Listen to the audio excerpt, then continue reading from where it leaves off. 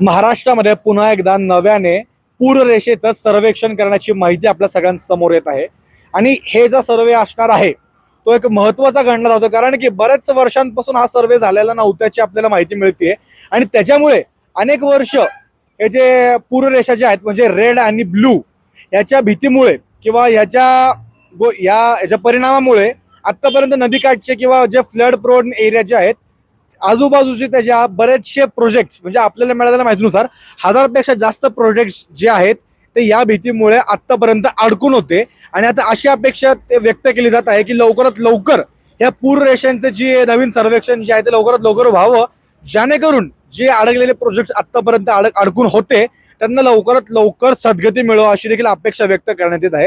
आणि दुसरी गोष्ट म्हणजे जेव्हा पूर स्थिती निर्माण होते तेव्हा हे सगळे प्रोजेक्ट जे आहेत किंवा आजूबाजूचा जो परिसर आहे तो संपूर्णपणे अफेक्ट केला जातो, अफेक्ट होतो.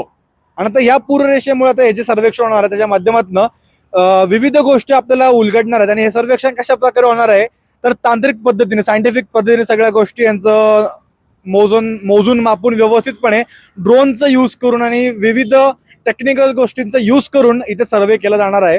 आणि आपल्याला अशी देखील माहिती मिळते की महाराष्ट्र गव्हर्नमेंट जे आहे म्हणजे महाराष्ट्र शासनाच्या पुढाकाराने आता एक नवीन समिती देखील स्थापन करण्यात येणार आहे. आणि लवकरात लवकर त्या समितीला एक अहवाल सादर करण्याचे आदेश देखील महाराष्ट्र सरकारने दिलेले आहेत.